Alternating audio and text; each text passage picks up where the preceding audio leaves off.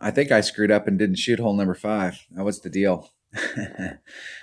I did. I screwed up and did not shoot hole number 5. What was the deal? I thought I hit the play button and I actually didn't. I went at the end of the video and that was the deal. All right. We're on hole number 6. Damn it. Dang it. Hole number 6. And on hole number 5, I screwed up and just went right in. All right, extra mile going right at that little red tree, and I'm going to use a quasar. Now, it looks, if I hit this right, it's going to look like I duff the shot. And what I mean by that is I'm going to aim out towards the little red tree, and I'm going to put on max overpower, max right-hand side spin, max top spin. And with the quasar, it's going to clip this rough, and then it's going to bleed out, and it's going to terminate right here. And that spot gives me a clear shot through this lane. But what I found is if I bring a katana or a bigger ball to try and get out here where I hit the fairway and then roll forward, that I almost always end up in the shadow where I'm behind the trees and now I have to bring it around, or I'm in the rough right here. And so actually clipping the rough here with the quasar and coming out is what I'm looking for, because it puts me right dead center in the middle of that lane. Now, what you'd really like is a club that's got some topspin and backspin for your wood coming into the cup. And unfortunately, I don't have the clubs for that. So there is a rough bump that you can do there. How much backspin has this hammerhead got? This hammerhead will fit the bill perfectly. So let's switch that up. I think I can get that done with the hammerhead. I think. We shall see. Quasar. Open up a chest. Let's open up that Tortue chest.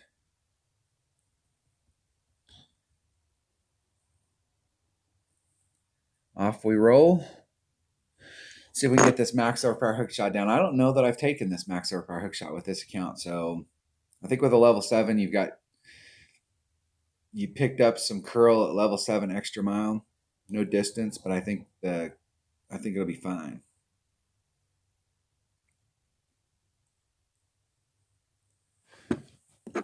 I may move it to the right about a half a ring, or a quarter of a ring. Now, there's really two legitimate ways to go at this. Bring your big dog. You can do this with a lower level account. Bring your big dog, and it takes 1 or 2 times practicing with your extra mile or your quarterback, and you can hit over there to the left and hit as far down that as you can until you're way down there by that sand.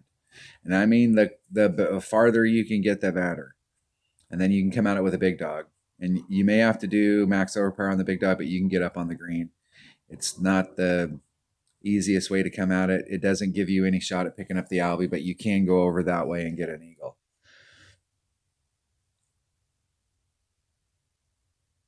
The only consistent way to actually get an albie shot is the shot that I'm trying to take right here. This is the best look at albie that I've seen or been able to figure out on my own.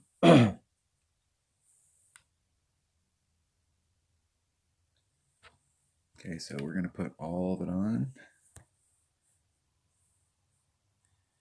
I'm going to aim right at that trunk of that tree.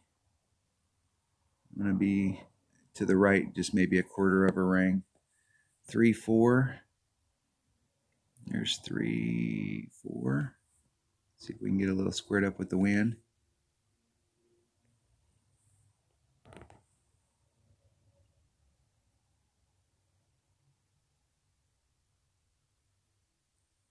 And got it all.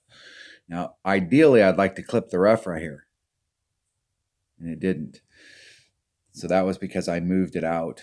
And I'm better off in the rough right there than I would be if I ended up behind those trees. And I still have a little bit of a straight in shot at it. So I definitely do not want to move off of the center line and come in. This club doesn't have quite as much curl as my upper developed stuff, so I came in just a little bit just to compensate for the curl, but I didn't need to.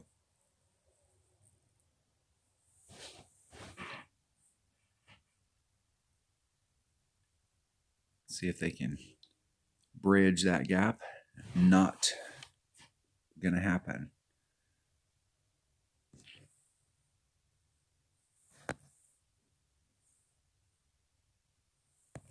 machete. Okay, so where's my red line? Now here's the cool thing about a machete.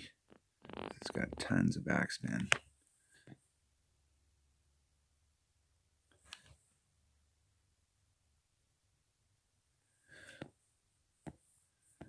My machete hits 2 per ring, so that's about a ring and a half.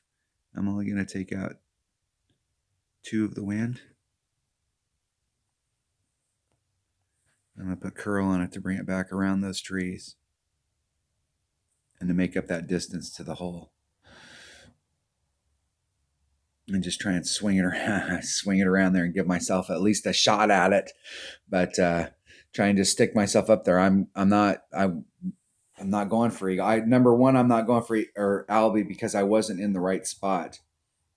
And number two, I don't have the ball guide to really lead me up there to try and finesse that shot a lot. So I'm just laying it up there to guarantee that I can get an eagle, because that's the important thing on this hole. There's a lot of people are going to fail on this hole and not get eagles on it. All 3 of these par 5s are difficult. And to get eagles on all 3 of the par 5s there's not going to be a large group. I would say it's going to be a pretty small group.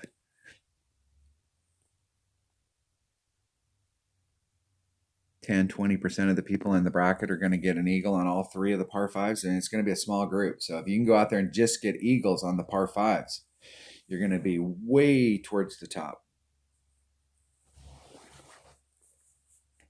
Eagle. So I did not get an eagle on hole number 3, but I did pick up the eagle on the par 4, hole number 4. I haven't played this hole yet. I want to play this hole with a rocket in this account if my rocket's got backspin, but I don't think it does. I think it's still too low level, so I'm going to have to play this shot from over here. What's funny is when I first started playing this hole right here, okay, there's 5.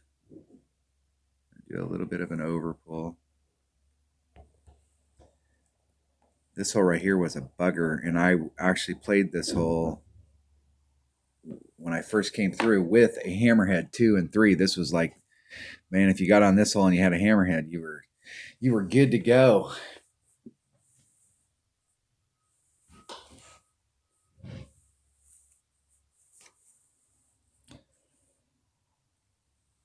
I'll have a little bit of work to do though.